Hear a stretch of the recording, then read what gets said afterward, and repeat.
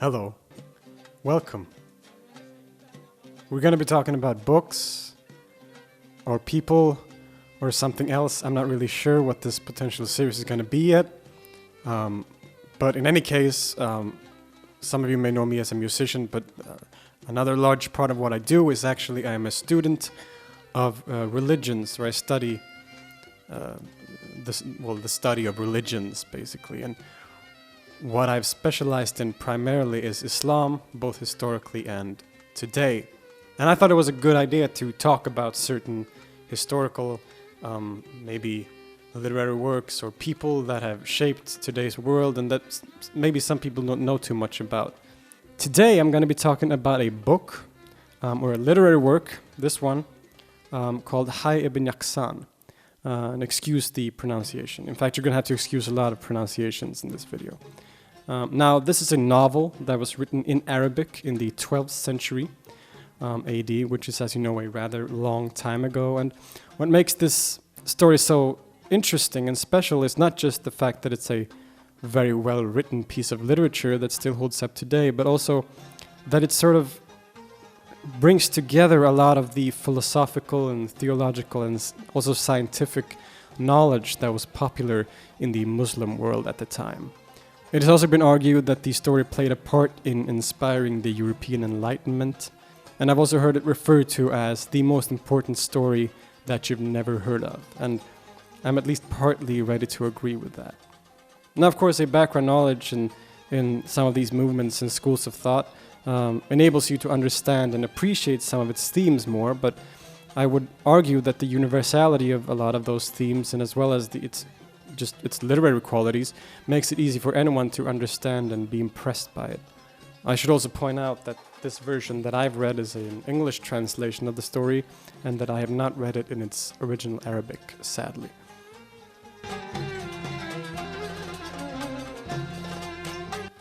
So the author of this work was an individual known as Ibn Tufayl, and we don't know a lot about him actually. What we do know is based on this book, as well as some letters sent by him and to him as well. We know that he was born in what is today southern Spain, known then as Al-Andalus or Andalusia. And this was a time when the sort of intellectual culture of Al-Andalus was really flourishing. And there's a whole range of historical thinkers and figures that were active around this time. People like Ibn Rushd, or Averroes as he's known in the West, the Sufi mystic Ibn al-Arabi, as well as Jewish philosopher Maimonides. These were all people that lived in this region at this time and were inspired by each other's works. In fact, Ibn Rushd himself was actually a student of Ibn Tufayl. So when we picture this place at this time, it is really easy to get a very romantic image of wonderful architecture and great progress in intellectual thinking, as well as religious groups living in harmony with each other. And while this is partly true in some sense, the reality of the situation is, of course, a lot more complex. In truth, the time when Ibn Tufayl lived and worked was politically very turbulent. The Christian forces were a constant threat in the north, and the Almohad dynasty had just risen to power through a political revolution and ruled by what can be interpreted as a rather conservative or a strict practice. But Ibn Tufayl nonetheless was educated as a physician, which is also what became his main occupation later in life, even though if he's mostly known to us through this book as a philosopher. What is important to point out here is that the practice of philosophy and science or medicine was often intertwined, and that if you studied medicine, for example, you studied philosophy as well. Whether or not Ibn Tufayl was specialized in any other area is unclear, but he is quoted as saying, and this is one of my favorite quotes of all time, that had not music existed in Al-Andalus, I would have had to invent it myself. Which shows at the very least that he had a great love for music, but not necessarily whether or not he was a musician himself. He later managed to secure a position as court physician to the Caliph Abu Yaqub Yusuf, at the heart of the Almohad dynasty in Marrakesh.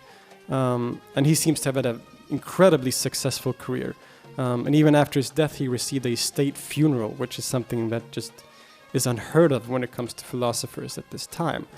But it is in the court of Marrakesh, as a physician, that he authors this novel in question that we're going to be talking about.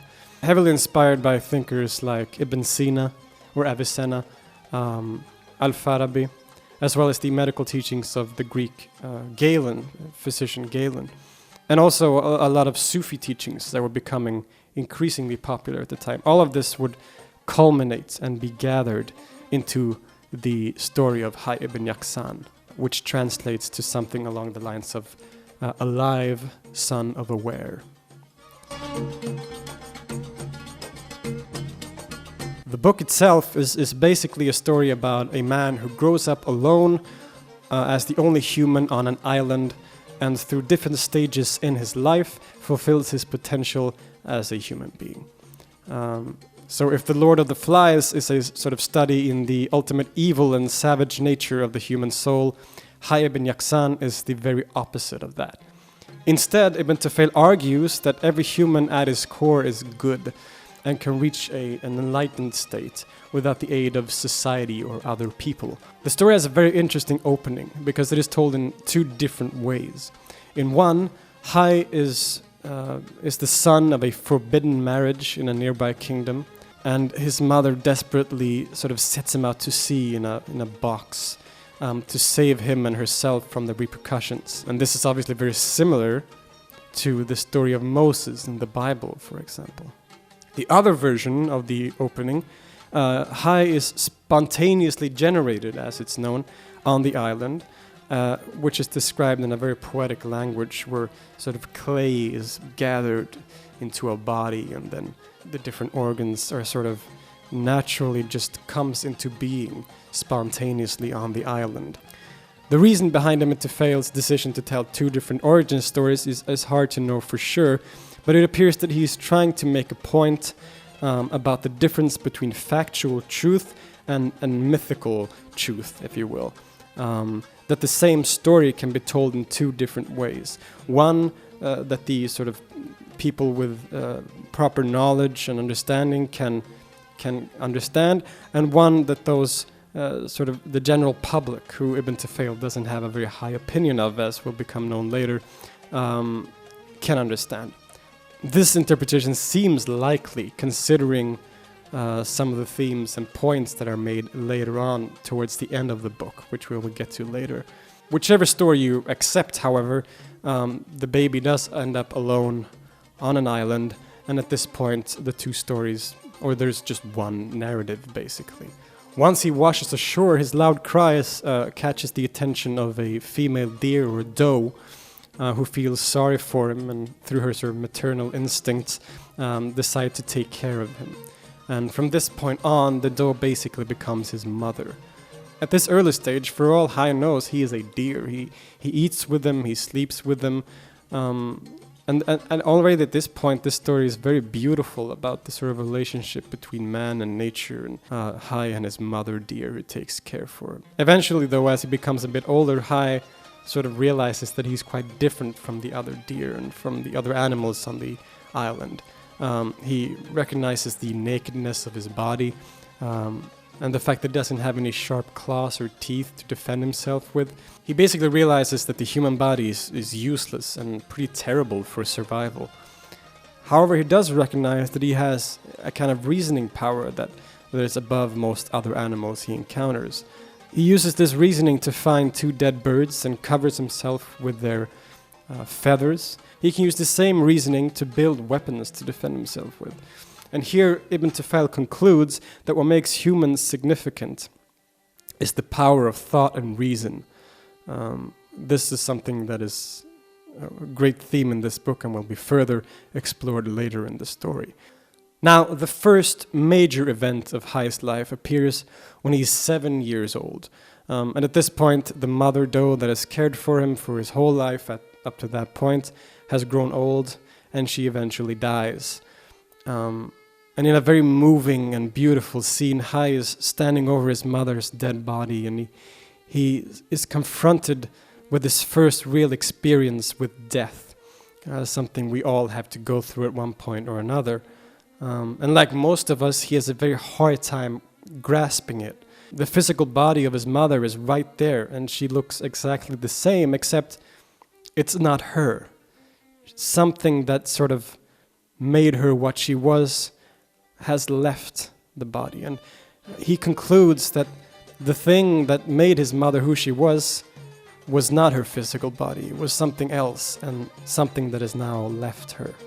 Being a very curious boy, he basically decides to dissect his mother, and this is where the medical teachings of Galen and also probably Ibn Tufayl's own knowledge as a physician really comes in, because the dissection is described in a very detailed way with the organs and all the sort of different aspects of the body of this doe. Hayy eventually finds his mother's heart, and upon inspecting it, he discovers that one of its chambers is empty.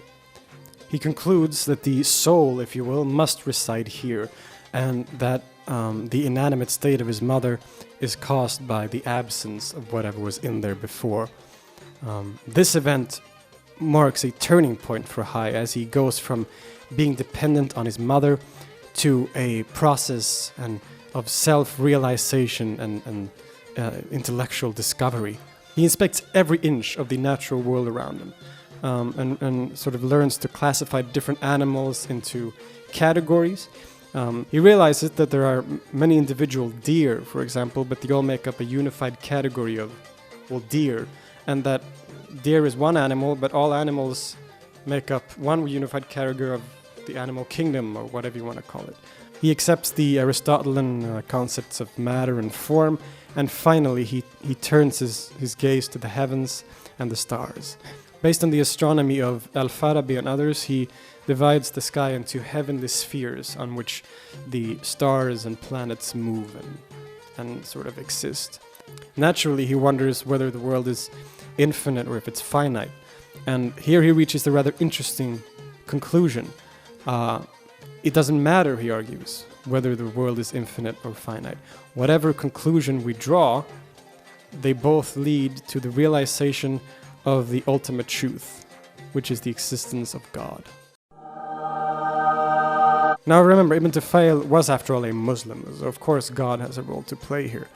And in the novel he refers to God as the necessary being or necessary existence, a phrase and concept borrowed directly from the Persian philosopher Ibn Sina, also known as Avicenna in the West. And this is a person who he and most other philosophers at this time were heavily inspired by. So after all of Hayy's contemplations about the nature of the world, through his inspections of the natural environment around him, through understanding the soul as something material in the heart, to considering its immaterial nature, from worshipping fire to later lifting his head to the skies and the heavenly spheres. At the end of all this, he reaches the conclusion that there must be a God, a necessary existent that is the source of all things. Now, on the face of it, this may not appear to be a very controversial statement, considering the popularity of this view, both today and also at the time this was written. But consider what Ibn Tufayl is saying here. Hayy has reached this conclusion that there is a God without the imprint of any society, any religious teachings. He has basically reached this enlightened state all by himself, through reasoning and inspection of the world. It is not by chance that this is sometimes referred to as the self-taught philosopher, as arguably one of its main themes deals with the potentiality of enlightenment in every human being. Now, once Hayy realizes that there is a God, he desperately wants to get closer to this higher aspect of reality. He sees himself and his body as connected to three different realms: the mundane or imitation of the animals, if you will, the celestial realm of the heavenly spheres, and finally the immaterial world of the necessary being. It is at this stage that Ibn Tufayl's interest in Sufi teachings really come across, as a lot of the practices that Hayy now takes on are clearly inspired by a lot of Sufi teachings. Firstly, in what appears to be an almost modern preservationist attitude, he has a kind of benevolence towards all things. In his mind, everything in the world has a God-given purpose. Every animal and even every inanimate object in the world has a sort of, it exists for a specific reason. And to interpret that thing's path, to sort of fulfill its purpose, is to sort of disturb the very nature of things, or God's plan, if you will. Therefore, he doesn't kill any animals and even refrains from sort of hurting any plants in any way. In the words of the author, all these, he was certain, was the work of that necessary existent being.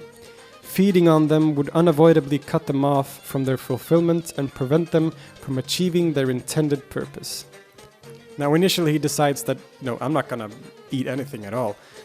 He doesn't eat any animals, he doesn't eat any plants, but he quickly realizes that this isn't a very healthy option, because it will kill him, basically. He will die from hunger, and so and that will defeat his purpose on earth. And so he compromises by deciding to eat certain plants, but only just enough for him to survive and nothing more. But secondly, another part of his being is connected to the heavenly spheres.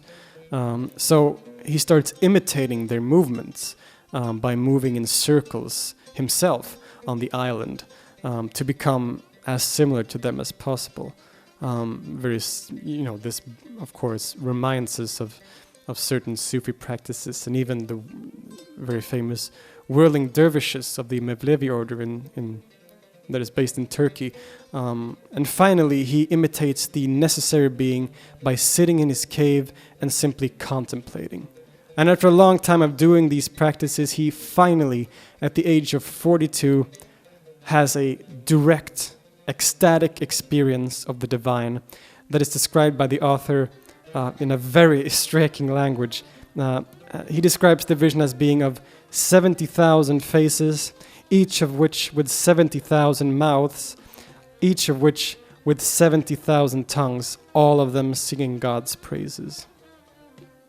Ibn Tufayl does, however, strictly warn against any literal interpretation of these words, as he sort of really stresses the sort of indescribable nature of this mystical experience. And so finally, after all these years of contemplation and investigation, Hayy has reached the ultimate point of enlightenment. And he spends every waked moment in seclusion from the physical world and in contemplation of the necessary being. Now, you may think that the story is over here, but you'd be wrong. It actually takes a surprising turn at this point, when Hayy is 50 years old and suddenly runs into another human being for the first time. You see, in a nearby kingdom, there are two individuals named Absal and Salaman. And these two live in a society that follow a religion that isn't specifically named in the book, but from the descriptions it is pretty clear that it's referring to Islam, a sort of mainstream version of Islam, if you will. Anyway, both of these men are very faithful to this religion, practicing all its rituals and reading its sacred texts and so on. However, their approach to religious practice is quite different. Solomon likes to involve the community in the practice, living a life that is aimed outward, focusing on the exterior aspects of things, as it were. Absal, on the other hand, he likes to sort of isolate himself from the rest of the world, to contemplate, much like Hayy does. And this is his way of practicing his faith, focused inward rather than outward, like Solomon. And this leads Absal to travel to Hayy's island to find solitude and to meditate. He obviously doesn't expect to run into any other human being on this island, so when he first encounters Hayy, he is naturally scared. Hayy, on the other hand, is very curious, and he runs after him. And after a very dramatic introduction, Absal realizes that Hayy doesn't speak any language. And so, being a very compassionate and kind man, he decides to teach Hayy his own language and also about his own religion and his beliefs. But what Absal finds out, as Hayy is able to talk about his own beliefs, is that Hayy already knows the truth, as it were. He just uses different words and symbols to explain it. And Absal is amazed at the divine knowledge of this savage man, and decides to bring him back to his own society. It is here, when they eventually get back to Absal's kingdom, or his home, that Hayy makes some very interesting observations about society, and especially the role of religion in society. While he recognizes that the faith in question, which is probably Islam, is true and just, he asks himself, why do you need all these symbols and rituals to express knowledge of the divine? Because according to Hayy, knowledge is available in a more pure form, devoid of such metaphors or symbols. But when he tries to talk about it with other people, about his experiences, they don't understand him, and they even reject him as a kind of heretic. And at this point, Hayy sort of concludes in a section that is quite negative towards common folk of the world, that most people need symbols and regulatory laws. They are basically too stupid to receive the truth in its sort of unstained form. He doesn't, however, think this religion of symbols is false. As I mentioned, he does think that the message that it provides is basically the same as what he himself has discovered on his island. And so he sort of accepts religion as a necessary evil, or a sort of necessary aspect of the world or society in general. But he and Absal, however, they prefer to live in solitude, and so eventually they decide to together go back to the island, and they live out their days in contemplation of God. And that is how the story ends. So, what is it that makes this story so special? Now, remember, this was written in the 12th century in Marrakesh, and some of its themes and points are incredibly forward-thinking and progressive for its time. I mean, even some of its points wouldn't feel entirely out of place in today's world. For one thing, the book explores the nature of the human mind, and it presents a theory that in perfect conditions, all humans can reach the potential that Hayy did. It is based on a premise or a concept that we today know as Tabula rasa, or the idea that all humans are born like a blank page, and that all information are filled in as we experience things in our life. Now, this is a concept that is usually traced to another English philosopher called John Locke, who lived much later in the 17th century. Now, Locke does deserve credit for being the one to popularize the idea, and also for being the one to give it its name, but when coming up with it, he was likely very inspired by Hayy Ibn Yaqzan. In fact, one of his teachers was the first person to translate the original Arabic text into English, and so he was likely exposed to this novel. In other words, Hayy Ibn Yaqzan and its author has had an enormous influence on modern Western philosophy. Now, the idea of tabula rasa is a main theme in the book, and at its time it was very original and innovative in the way it was presented, but like most of the themes and points in this novel, he wasn't the first to think of that either. In fact, the premise of tabula rasa, or the idea of it, was formulated by another man even before that, and that man is Ibn Sina. And to understand the importance of this man, consider the fact that Arabic and Muslim philosophy is usually divided into two categories: before Ibn Sina and after Ibn Sina. Now we know that he had already formulated the idea of tabula rasa, and I mean, most likely he wasn't the first person to think of it either, but he writes in the 11th century that human intellect at birth resembled a tabula rasa. He probably didn't use that word, but Anyway, a pure potentiality that is actualized through education and comes to know. And that knowledge is attained through empirical familiarity with objects in this world from which one abstracts universal concepts. And so we can see here that Ibn Sina, already a century before Ibn Tufayl writes Hayy Ibn Yaqzan, had already thought of this concept of the blank page of the human being. And the influence of Ibn Sina on Hayy Ibn Yaqzan is clearly visible throughout the story, from this concept I just discussed to the very nature of God as the necessary being or necessary existence. These are concepts and ideas I could make a whole other video about, but basically, if you know Ibn Sina, you'll find him all over this book.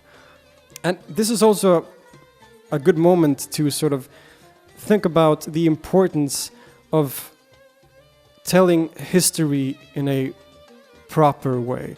And that while Western philosophers like John Locke was geniuses in their own right, the previous thinkers of the Muslim world, for example, are often overlooked in spite of their huge influence and sort of contribution to both science and philosophy and many other fields.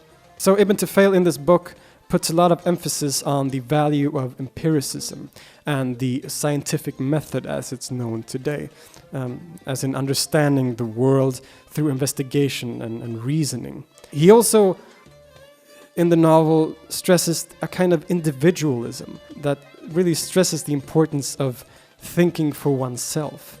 And these are both very important aspects of modern thinking, both the very big emphasis on empiricism and science and reason, but also this individualism that is one of the core aspects of our modern thinking today.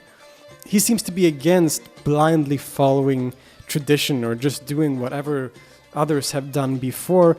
Instead, he values the individual who is able to investigate and think for himself. Hayy, in the novel, is all by himself on the island, and through his investigations and empiricism, he's able to understand the world and the divine reality without any imprint of society or without any religion that he follows. He simply does it through his individual potential as a human being, and that is one of the core themes of this book, and an incredibly modern way of looking at the human mind as well as science and rationalism.